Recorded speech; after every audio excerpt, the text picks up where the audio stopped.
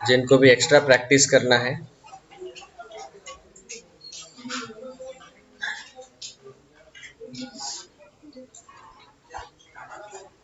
हाँ, तो देखो यहाँ पे क्वेश्चंस किस टाइप के पूछे गए, इससे आपको और क्लैरिटी मिलेगा कि इसमें कौन से किस टाइप के क्वेश्चंस आ सकते हैं। यहाँ पे पहले दो क्वेश्चन जो है इसमें ऑर्डर्ड पेयर इक्वल दिए हुए, ऑर्डर्ड पेयर अगर इक्वल दिए हैं तो उनका first element equal to first ले सकते हैं, मतलब यहाँ पे x-1 इक्वल टू 1 और दूसरा एलिमेंट जो है y+4 इज इक्वल टू हम ले सकते हैं 2। तो यहाँ से हमें x का वैल्यू मिलेगा 2, y का वैल्यू मिलेगा -2, ऐसे। ये पहले टाइप का क्वेश्चन हो गया। उसके बाद यहाँ पे हमें कार्टेशियन प्रोडक्ट निकालने को बोला है। तो कार्टेशियन प्रोडक्ट में ऑल पॉसिबल कॉम्बिनेशंस लेते हैं हम। A क्रॉस B बोला, तो जब हम A क्रॉस B लिखेंगे तो उसमें सारे ऑर्डर्ड पेयर्स आते हैं set A to set B। तो A आएगा AX, AY, BX, BX, BY, CX, CY, इस सारे ऑर्डर्ड पेयर्स आएंगे। तो टोटल ये 6 ऑर्डर्ड पेयर्स। ऐसे वो चारों के चारों कार्टेशियन प्रोडक्ट आप निकाल सकते हैं। वैसे P cross Q, Q cross P। बाद में 5वां क्वेश्चन में पूछा गया कि ये वेरीफाई करो। So we had already discuss that कि जो कार्टेशियन प्रोडक्ट है वो डिस्ट्रीब्यूटिव रहता है। अगर आपको ये ऑब्जेक्टिव में आता है तो अगर प्रॉपर्टी आपको पहले से पता है कि Cartesian product is distributive over intersection and union, so that means this will always be true. ये हमेशा लेफ्ट हैंड साइड और राइट हैंड साइड इक्वल आएंगे। फिर उसके बाद उन्होंने रिलेशंस डिफाइन किए, उसको सेट ऑफ ऑर्डर्ड पेयर्स में लिखने को बोला। और उसके बाद रिलेशंस दिए हुए उनका डोमेन और रेंज बोलने को बोला है 8th क्वेश्चन। और 9th क्वेश्चन में ये टाइप्स आइडेंटिफाई करने को बोले, रिफ्लेक्सिव, सिमेट्रिक, ट्रांजिटिव। बस ये 9th वाला ही थोड़ा डिफिकल्ट है, बाकी के तो इसमें सारे डोमेन और रेंज मतलब सारे इनपुट वैल्यू फर्स्ट कंपोनेंट्स और सेकंड कंपोनेंट 8वें क्वेश्चन में ये सारे न्यूमेरिकल जो है इसमें इनपुट और आउटपुट हमें पहला एलिमेंट और दूसरा element. Domain means all the first elements, range means all the second elements in the ordered pair. आपको 9th में ही डाउट होंगे ना? यस और नो? इसके अलावा और कोई डाउट है क्या इसके पहले? सर वर्कशीट में के डाउट है सर मुझे। और वर्कशीट में डाउट है?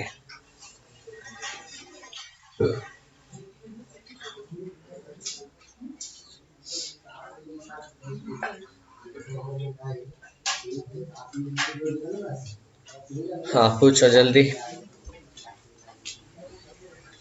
Sir 24th question. See inverse relation का फिर से इनवर्स लिया तो हमें रिलेशन आर ही मिलता है, तो इसका पहले का डी आएगा। ये आपको तुरंत समझ में आ जाता है कि जब हम आर लिखते हैं तो इसमें हम ऑर्डर्ड पेयर समझो, फॉर एग्जांपल 1 2 है, 3 4 है, तो आर इनवर्स में लिखते वक्त हम इसके उल्टे लिखते हैं 2 1, 4 3। और फिर इसका फिर से इनवर्स लिया मैंने, तो क्या होगा, इसके भी ऑर्डर्ड पेयर्स उल्टे लिखे जाएंगे 1 2 3 4, जो कि एक्चुअली आर के बराबर है। ठीक है, सो देयरफॉर फर्स्ट वन का आएगा R inverse of R inverse is R itself. ठीक है, बाद में A R B, B R A and A equal to B, then R is surely antisymmetric.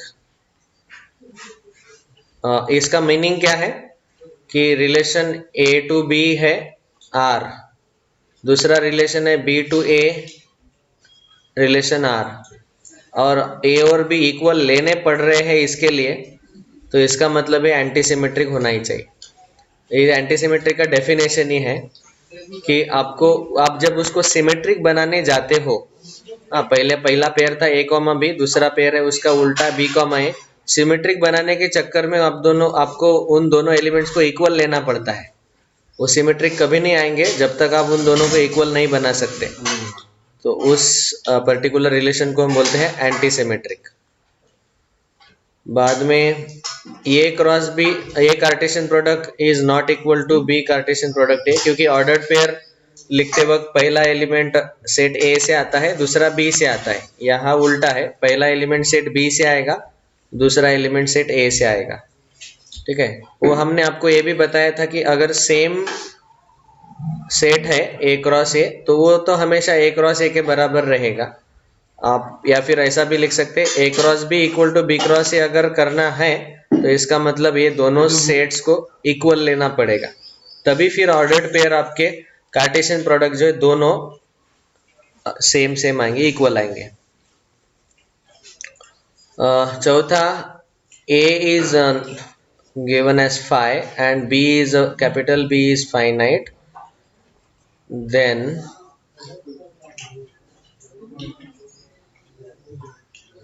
मुझे लगता है कि ये कैपिटल ए रहेगा और यहाँ पे ए क्रॉस बी पूछा गया, देन ए क्रॉस बी।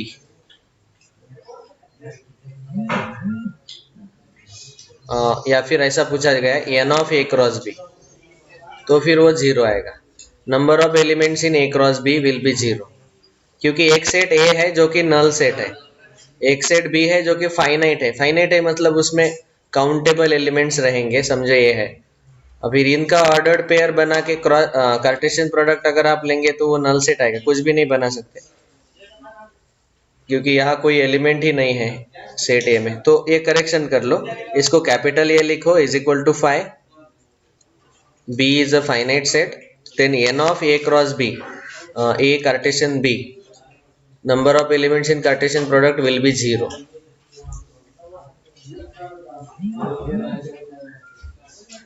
समझ में आए चारों? Yes sir. हाँ,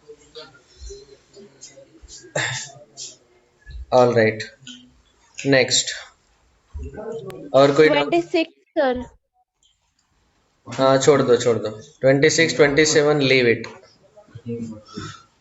रिलेशन ऑफ रिलेशन वो मैंने पढ़ाया नहीं, वो पढ़ाने के लिए और आधा पौन घंटा चला जाएगा। It takes 1 full lecture to explain it. Okay sir. और कोई डाउट? No sir. ठीक है, 11th 9th वाला क्वेश्चन। तो हमें चेक करना है कि दिए हुए रिलेशन रिफ्लेक्सिव सिमेट्रिक ट्रांजिटिव है कि नहीं है। ठीक है, और सारे कंडीशंस हमें चेक करने हैं। बहुत अच्छा प्रैक्टिस होगा एक्चुअली। ये 9th वाला क्वेश्चन अगर आपने सॉल्व किया ना तो आपको बहुत इतना फुल कॉन्फिडेंस आएगा जरूर कि कैसे आइडेंटिफाई करना है रिफ्लेक्सिव सिमेट्रिक एंड ट्रांजिटिव। ठीक है,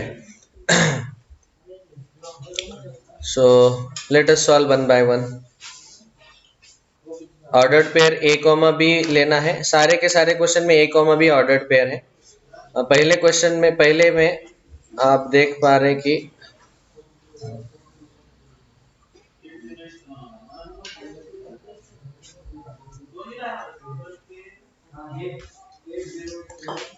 ए बी इंटीजर्स है, capital Z means integer, A comma B belongs to set of capital Z integers. और फिर उन्होंने चेक करने को बोला कि a minus B is an integer. ये रिलेशन अगर लिया हमने जहाँ पे ए बी इंटीजर्स ही लेने हैं, तो फिर इस एक कौन से टाइप का रिलेशन है, रिफ्लेक्सिव है क्या? तो ए बी रिफ्लेक्सिव के लिए हमें क्या करना पड़ता है, ये दोनों वैल्यू सेम लेने पड़ते हैं। So now if I take both same integers and subtract them, surely I will get answer as 0।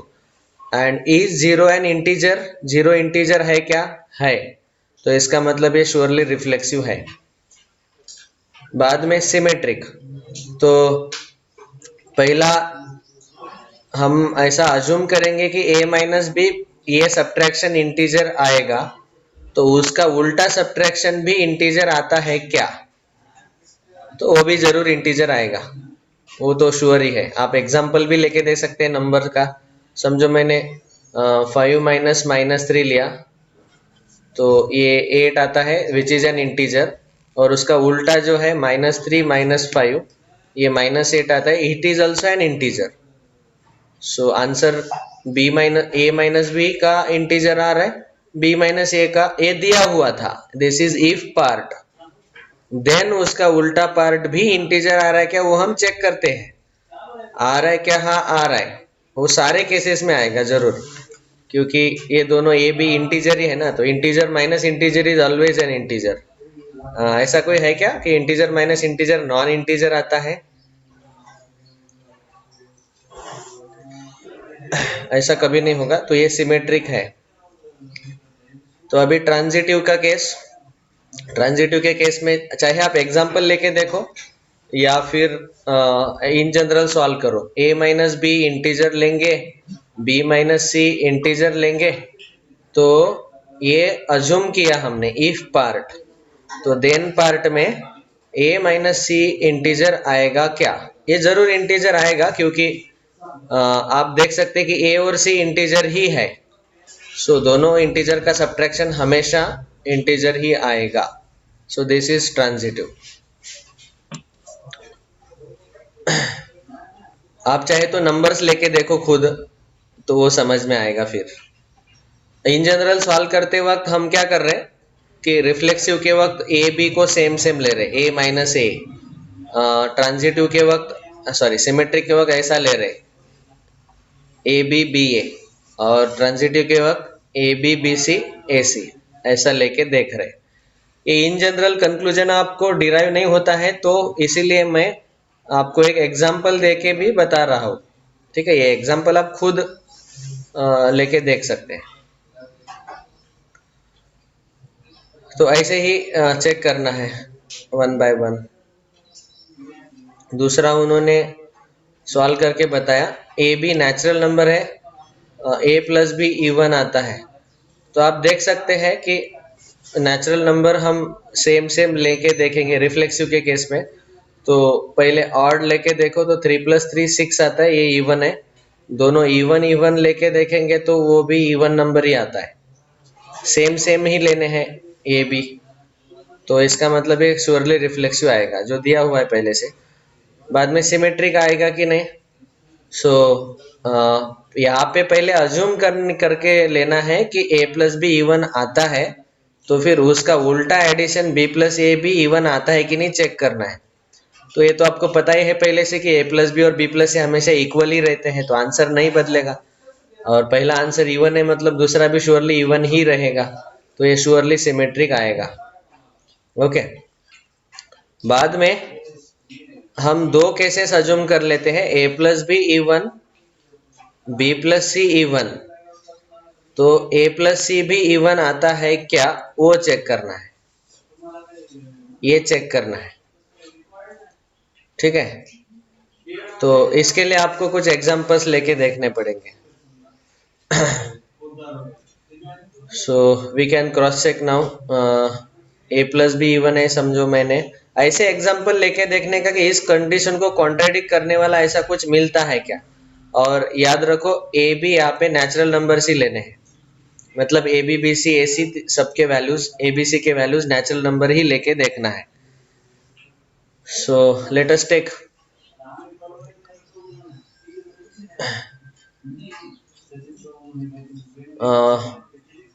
ऐसा कॉन्ट्राडिक्ट करने वाला कोई ऐसा मिलता है क्या, वो हमें गेस करना जरूरी है। ए प्लस बी इवन है, बी प्लस सी इवन है,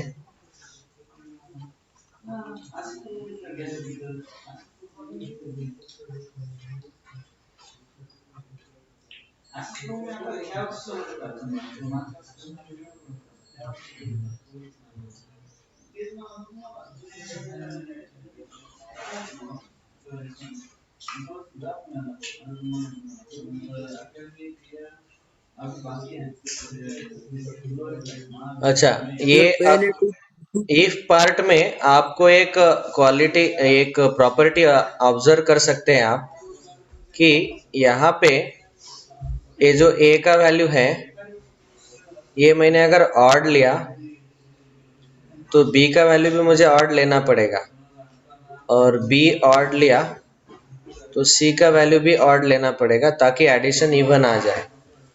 तो ये इफ पार्ट है, तो ये दोनों ए सी ऑड ही हो जाएंगे तो उनका एडिशन तो श्योरली इवन आएगा जरूर।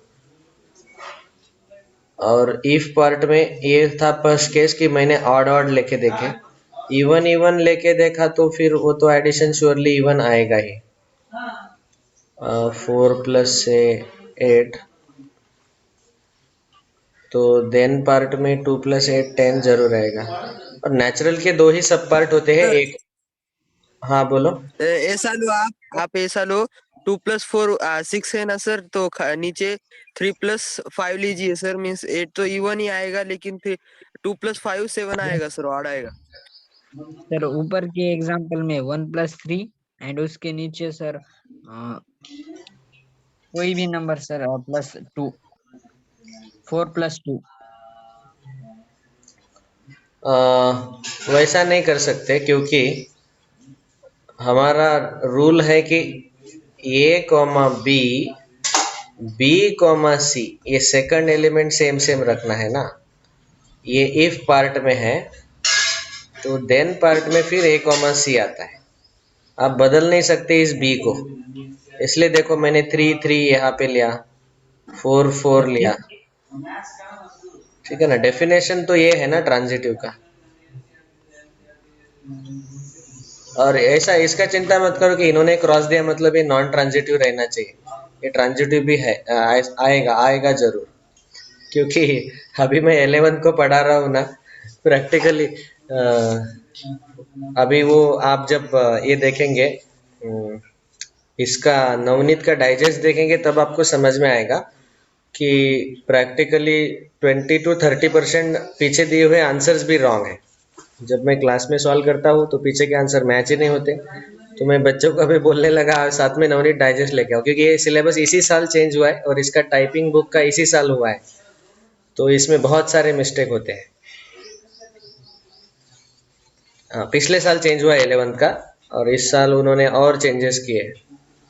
पिछले साल तो 50% आंसर्स गलत थे। तो ये ट्रांजिटिव आ रहा है ऐसा मेरा ख्याल है बिल्कुल। मतलब मैंने इवन लेके देखे तो सारे केस, दोनों केस में इवन ही आंसर आ रहा है। यहाँ भी 10 आया, यहाँ भी 6 आया। एक इवन एक ऑड लेके देखेंगे तो फिर ये इफ पार्ट ही ट्रू नहीं आएगा। इफ पार्ट तो कम से कम इवन आंसर आना ही चाहिए ना, ये तो ऐसे लेके ही देखना है। ऐसे कोई नेचुरल नंबर्स नहीं मिल सकते। मैंने दोनों एग्जांपल लेके देखे, दोनों ऑड दोनों इवन। एक इवन एक ऑड इफ पार्ट में लेंगे तो उसका आंसर तो एडिशन तो इवन नहीं आएगा, तो वो तो हम एग्जांपल ले नहीं सकते। So it is transitive also, ठीक है। ये था सेकंड। थर्ड,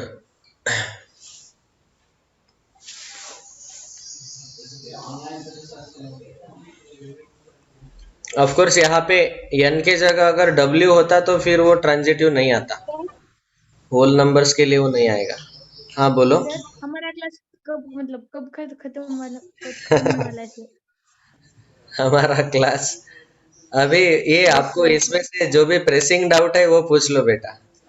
मैं क्लास तो एंड कर दूंगा, जिनको भी डाउट्स है। आपको ये 9th क्वेश्चन पूरा डाउट था, इसलिए मैं सोच रहा था कि इसको डिटेल में अच्छे से बताया जाए।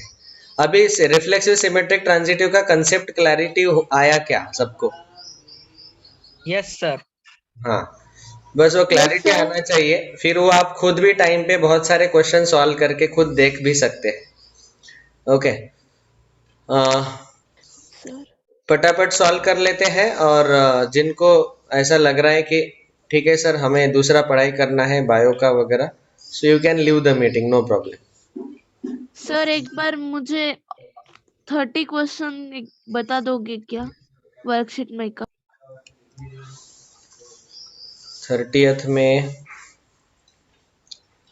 यहाँ पे बेटा रिलेशन ए और सेट भी कहाँ पे दिया हुआ है? अच्छा, ये ऊपर दिया है।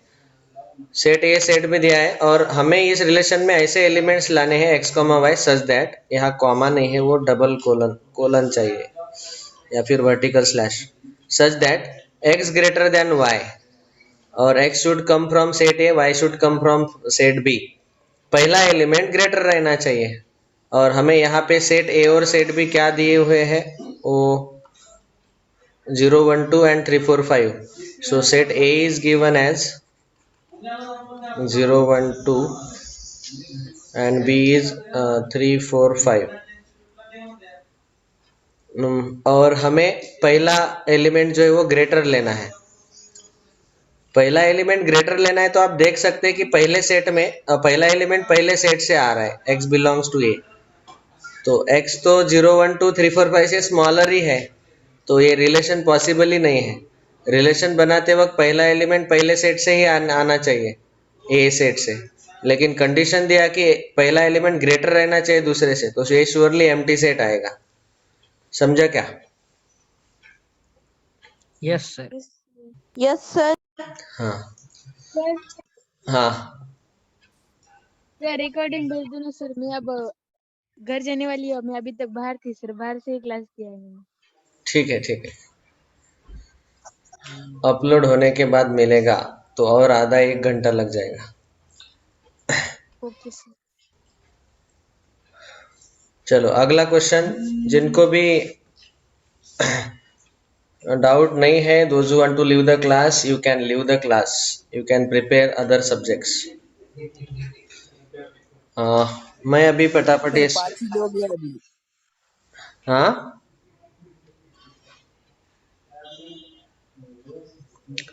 हाँ, इसमें से प्रेसिंग डाउट ऐसे कौन से जो आपको सॉल्व ही नहीं हो पाए? ठीक है, सॉल्व कर लेते हैं सारे, फास्ट सॉल्व करता हूं मैं अभी। ए डिवाइड्स ए ऐसा लेंगे रिफ्लेक्सिव में, तो ये हमेशा कोई भी नंबर खुद को तो डिवाइड करता ही है, तो रिफ्लेक्सिव है। अगर ए डिवाइड्स बी तो बी डिवाइड्स ए, ये पॉसिबल नहीं है हर केस में। समझो 2 डिवाइड्स 10 तो 10 डिवाइड्स 2 ऐसा हम नहीं बोल सकते, तो ये सिमेट्रिक नहीं आएगा। बाद में 3 डिवाइड्स 6, 6 डिवाइड्स 12, तो 3 डिवाइड्स 12 आता है क्या? ये जरूर आएगा, तो ये ट्रांजिटिव है। Sir, you have told when reflexive, sir, when set is reflexive, then it is also symmetric. Then why it is? अच्छा, वो आप वो वाला कंसेप्ट यूज कर रहे हैं क्या?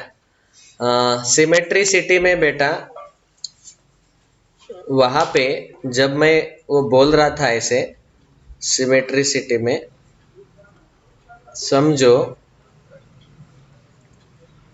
ये एक रिफ्लेक्सिव सेट है, रिलेशन है, जिसमें ये जो रिलेशन है वो एक ही सेट के ऊपर है।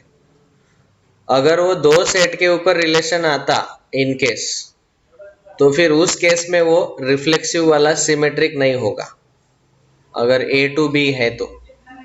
ठीक है, अगर वो रिलेशन ए टू ए ही है, then it can be called as symmetric. Generally symmetric रहता ही है रिफ्लेक्सिव, क्योंकि आप देख सकते हैं कि इसका उल्टा ऑर्डर्ड पेयर पहले से ही प्रेजेंट है, 1, 1, 2, 2, 2, 2, 3, 3, 3। ठीक है ना? सो इस केस में आप बोल सकते हैं कि सर ये तो रिफ्लेक्सिव है क्योंकि इसमें सेम एलिमेंट खुद को डिवाइड करता है ना? लेकिन हम खाली एक ही नेचुरल नंबर, सारे नेचुरल नंबर के लिए रिफ्लेक्सिव मिल रहा है, लेकिन नेचुरल नंबर एक ही लेंगे ऐसा थोड़ी ना है। हम 2 और 10 ले सकते हैं, और 10 2 के लिए डिविजिबल नहीं आ रहा है ना? we cannot take always input as a same natural number. Reflexive में हम सेम लेके देखते हैं, क्योंकि उसका वो रूल है कि सेम डिवाइड करके देखो, वो जो भी रिलेशन है डिवाइड करके देखो, सब्ट्रैक्शन करके देखो, लेस देन ग्रेटर देन देखो, जो भी रिलेशन है वो सेम एलिमेंट लेके देख सकते हैं। लेकिन हर बार सेम ही आएगा ये थोड़ी जरूरी है। ए कॉमा बी में, बी कॉमा ए में ये दोनों एलिमेंट सेम आएंगे ये जरूरी नहीं है ना? ठीक है, तो ऐसा उसको समझ लो कि ये दोनों सेट के बीच में रिलेशन है। ठीक है, और वैसे भी देखा जाए वैसे भी देखा जाए तो यही ऐसे ही याद रखो कि अगर कोई रिलेशन रिफ्लेक्सिव है तो वो श्योरली सिमेट्रिक होगा, ऐसा दिया हुआ रिलेशन। लेकिन पर्टिकुलर इंडिविजुअल केसेस में वो हर एक केसेस में इंडिविजुअल आंसर भी मिल सकता है, ठीक है। We can not conclude it. और इसका एकदम कॉमन सेंस ऐसा है कि नेचुरल नंबर एक थोड़ी ना है, मतलब सेम सेम थोड़ी ले सकते हैं हम, अलग अलग ले सकते हैं ना यहाँ ए बी बी ए, इसीलिए क्योंकि ये इनफाइनाइट सेट है, एक फाइनाइट सेट नहीं है, तो इसमें ए बी के वैल्यूज हम इनफाइनाइट ले सकते हैं, तो इनफाइनाइट वैल्यू के लिए वो सिमेट्रिक आएगा ही नहीं बिल्कुल। ऑल राइट, फाइनाइट सेट के लिए तो कम से कम बोल सकते हैं कि ये फाइनाइट है तो ये रिलेशन सिमेट्रिक भी आएगा। Is it clear? सर हम 10 और 2 भी ले लिए हैं तो रिफ्लेक्सिव कैसे आएगा सर? मतलब सर मतलब आपने बोला था कि वो हम इनफाइनाइट नंबर ले सकेंगे तो वो सिमेट्री सिमेट्रिक के केस में, वो सिमेट्रिक के केस में लेंगे और नेचुरल नंबर के केस में भी लेंगे, सॉरी रिफ्लेक्सिव के केस में भी लेंगे। देखो मेरा बोलने का मतलब समझने का ट्राई करो। सी, आपने जो बोला कि A डिवाइड्स B, रिफ्लेक्सिव का रूल ही ऐसा है कि यहाँ पे हमें same number divided by same number check करना रहता है, तभी हम क्रॉस चेक कर सकते हैं कि रिफ्लेक्सिव है कि नहीं। लेकिन सिमेट्रिक का रूल अलग है। इसका रूल ऐसा है कि अगर ये डिवाइड्स बी दिया हुआ है इफ, देन उसका उल्टा आता है कि नहीं वो चेक करना है। तो रिफ्लेक्सिव में तो कंपलसरी हमें सेम नंबर्स लेना ही पड़ेगा, natural number 1 divides 1, 2 divides 2, 3 divides 3, 4 divides 4, ऐसे ही लेना पड़ेगा, there is no option. Okay, लेकिन वो जो रिफ्लेक्सिव रिलेशन बना वो ऐसे बनेगा जैसे 1, 1, 2, 2, ये सारे ऐसा आएगा पूरा वो बड़ा रिलेशन, सारे नेचुरल नंबर। लेकिन यहाँ पे वो एक ही रिलेशन बनेगा क्या ऐसा कि जिसमें ए बी सेम ही रहेंगे? मैं तो बहुत सारे ऐसे इसके रिलेशन बना सकता हूँ लेते वक्त, समझ में आ रहा है ना? देखते वक्त ये एक ही रिलेशन आ रहा है, लेकिन इसमें सारे एलिमेंट सेम ही रहेंगे क्या? आप ही बोलो। No sir. नो। रिफ्लेक्सिव हम कब बोलते हैं? रिफ्लेक्सिव के साथ साथ नॉन इक्वल नंबर्स भी अगर रहेंगे, समझो 3, 4, 5, 6, तो भी उसको हम रिफ्लेक्सिव बोल लेते हैं ना। Do you understand this? Yes sir, understood. हाँ, तो ऐसा मत समझो कि रिफ्लेक्सिव मतलब ओनली रिफ्लेक्सिव वाले जो है, ऐसा बोल सकता हूँ मैं, ओनली रिफ्लेक्सिव वाले जो है जिसमें सारे एलिमेंट सेम सेम रहेंगे 1, 1, 2, 2, 3, 3, वो श्योरली सिमेट्रिक आएगा। लेकिन ये रिलेशन ऐसा नहीं है कि जिसमें ओनली सेम सेम वाले एलिमेंट्स ही नहीं है, अलग अलग भी कॉम्बिनेशंस इसमें आ सकते हैं। ओके सर, हाँ, अंडरस्टूड। ओके। नेक्स्ट,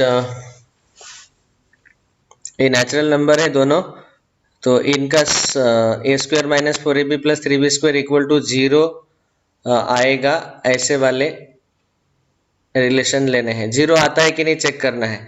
तो अभी पहला केस है, हम ए बी को सेम लेके देखते हैं। तो इसमें अगर ए को बी के जगह मैंने ए डाल दिया, रिफ्लेक्सिव में हम दोनों को सेम लेते हैं तो बी के जगह हम ए डाल के देख रहे हैं। So it will become a square minus 4a square plus 3a square, तो ये श्योरली 0 आ रहा है।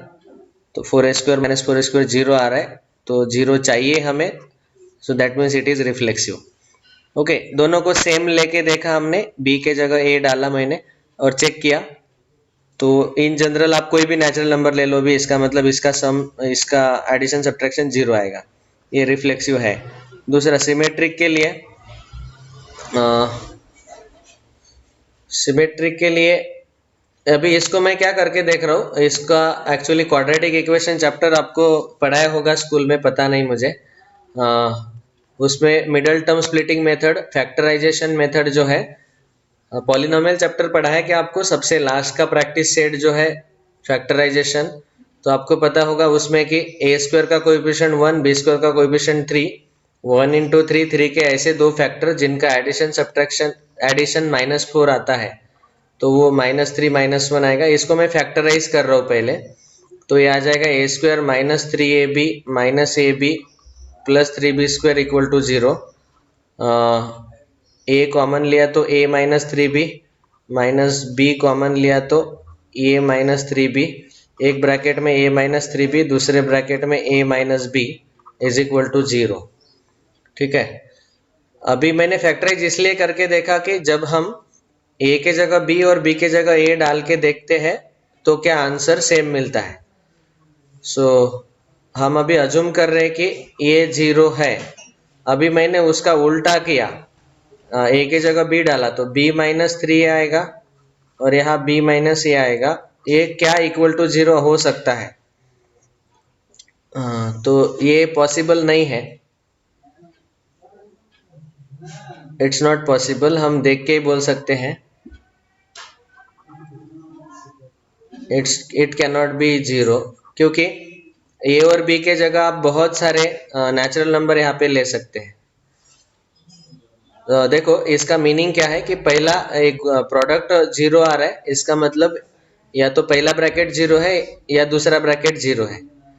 ओके, सो तो फिर a -3b मैंने 0 लिया तो b -3a 0 आएगा, ये जरूरी नहीं है, इट्स नॉट कंपल्सरी। आप चाहे तो नेचुरल नंबर डाल के देखो। समझो मैंने 9 लिया, -3 इंटू 3, तो a का वैल्यू 9, b का वैल्यू 3।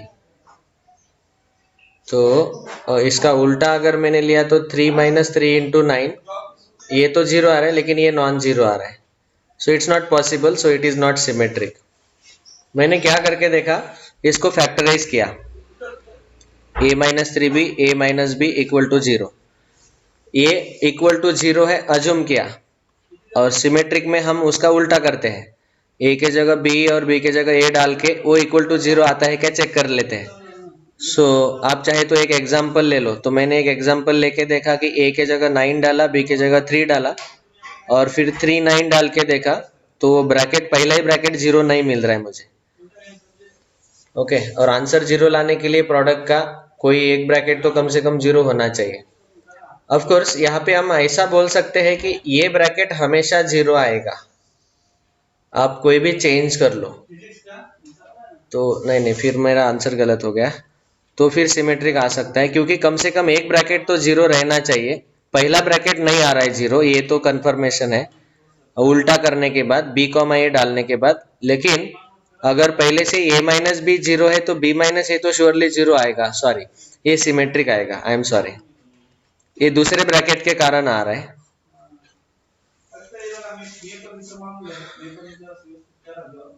पहले ब्रैकेट के कारण वो सिमेट्रिक नहीं आएगा।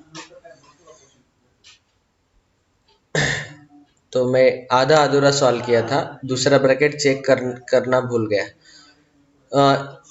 ये क्लियर हो गया कि फिर से बताओ सिमेट्रिक कैसे आया?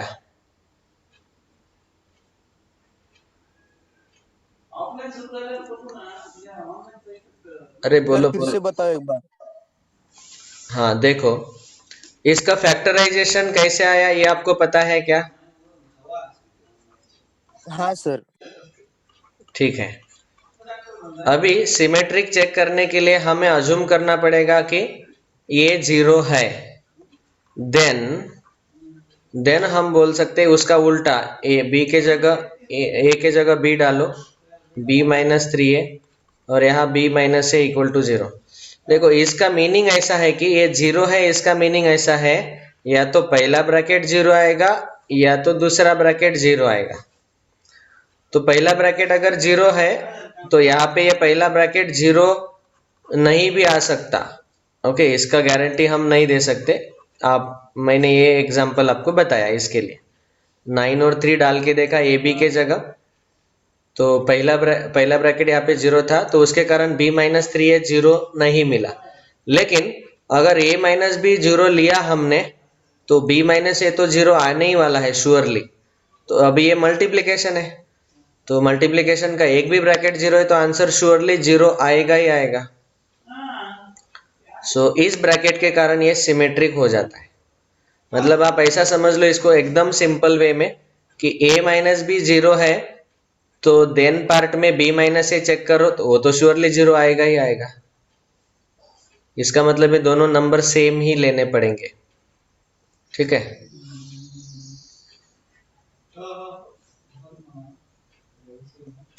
इस ब्रैकेट के कारण मल्टीप्लिकेशन 0 आएगा। सो ट्रांजिटिव आएगा कि नहीं? a minus B B minus C तो a इक्वल टू बी आएगा, b इक्वल टू सी आएगा। हाँ,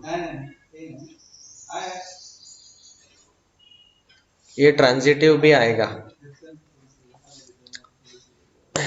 क्योंकि इस a माइनस बी को 0 लेंगे तो b माइनस सी को 0 लेंगे तो इसका मतलब ए बी सी तीनों के तीनों नंबर इक्वल होंगे तो a माइनस सी भी 0 जरूर आएगा। तो दूसरा ब्रैकेट श्योरली 0 बना देगा उसको, पूरे क्वाड्रेटिक को, इस एक्सप्रेशन को। यस तो एक्चुअली इसका एक सब रिलेशन हम ऐसा भी बना सकते हैं कि इसके जगह अगर मैंने simply a minus B equal to 0 डाला तो a भी रिफ्लेक्सिव सिमेट्रिक ट्रांजिटिव आ रहा है क्योंकि इसी के कारण ये पूरा बड़ा एक्सप्रेशन भी रिफ्लेक्सिव ट्रांजिटिव सिमेट्रिक आ रहा है a माइनस बी के कारण। ठीक है, ये एक फैक्टर है उसका। इज इट क्लियर कि फिर से बताओ? सर फिर से बताओ, बहुत दिमाग खा रहा है वो। Yes sir. अभी स्लाइड शो पे देखो, ये इसका सर वैसे आपने ऐसे दिमाग खो जाने वाले क्वेश्चन एग्जाम में तो नहीं डाले ना? नहीं इतने डिफिकल्ट नहीं डाले, डोंट वरी। देखो रिफ्लेक्सिव समझ में आ गया होगा सबको। ठीक है, फिर से बता देता हूँ, तीनों बता देता हूँ। ये दिया हुआ है रिलेशन, हमारा ऑर्डर्ड पेयर है a कॉमा बी और ए बी जो है वो क्या लेने हैं? Natural numbers. अभी देखो ये मैंने फैक्टराइजेशन करके लिया। रिफ्लेक्सिव के लिए आप देख सकते हैं कि अगर मैंने ए और बी को इक्वल लिया तो इस ये ब्रैकेट के कारण ये पूरा आंसर 0 आ जाएगा, मतलब ये रिफ्लेक्सिव है।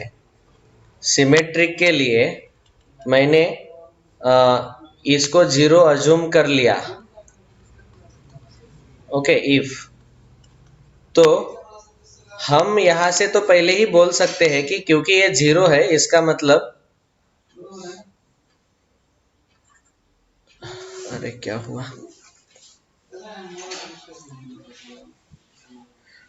इसका मतलब a माइनस 3 भी 0 है पहला ब्रैकेट और दूसरा ब्रैकेट a माइनस बी 0 है। ठीक है ना, प्रोडक्ट 0 है मतलब पहला ब्रैकेट 0 या तो दूसरा ब्रैकेट 0। तो देन जब हम उसको b के जगह a डालेंगे, सिमेट्रिक लेते वक्त हम ऐसा उल्टा करते हैं ना, तो आप देख सकते हैं कि a माइनस बी 0 है, इसका मतलब a इक्वल टू बी मुझे मिल जाएगा यहाँ पे इफ पार्ट में। तो b माइनस ए का आंसर भी क्लियरली 0 आ जाएगा। तो 0 इंटू ये ब्रैकेट 0 आए या ना आए उससे कोई लेना देना नहीं, इसका आंसर तो श्योरली 0 आने ही वाला है। ओके, क्योंकि a माइनस बी 0 है। और वो क्यों 0 है? क्योंकि हमने ये पहले से अज्यूम कर लिया ये 0। सिमेट्रिक में पहला पार्ट अज्यूम करना ही पड़ता है, इफ पार्ट। तो देन पार्ट में हमें श्योरली 0 मिलेगा क्योंकि a और b